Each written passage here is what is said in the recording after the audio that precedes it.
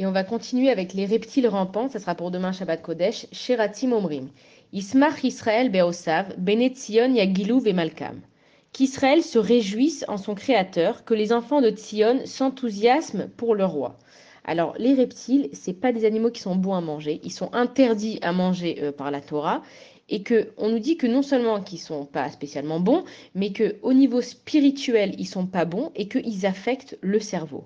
Ces animaux-là, pardon, ils vivent pas à côté des hommes, ils vont vivre dans des endroits qui sont infectés, dans des endroits qui sont sous la terre, dans des endroits qui sont cachés. Et en fait, la nature de l'homme, c'est de ne pas être attiré par eux. Généralement, quand on va parler de ces insectes-là, ça nous dégoûte, on n'a ni envie de les toucher, ni envie de les manger.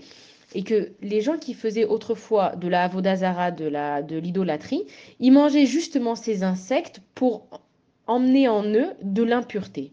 Et le chant de ces créatures-là, il dit que les Bnei Israël, ils doivent se réjouir que justement Hachem, il nous a interdit de manger ces créatures-là parce que ça nous empêche d'avoir de l'impureté et de la cruauté dans notre corps. Parce que quand on va manger ce genre d'animaux-là, il va y avoir des bruits, il va y avoir du sang qui va gicler, et on sait que ce qu'on mange, ça a une influence et sur notre âme, nous, en tant que juifs, et aussi pour le cerveau. Et on dit que quand les rois ils voulaient devenir cruels, alors ils s'efforçaient de manger des animaux vivants, parce qu'une fois qu'on a vu du sang et qu'on a mangé un animal vivant et qu'on n'a pas eu de peine, alors on arrive malheureusement à ne pas avoir de peine aussi pour un être humain. Et c'est pour ça que ces animaux-là, ils nous disent à nous, les Bnei Israël, soyez heureux que Akadosh Baruch Hu vous a donné des interdictions. Nous, on pourrait se dire, c'est dommage, on ne peut pas manger la crevette, c'est dommage, on ne peut pas manger les fruits de mer.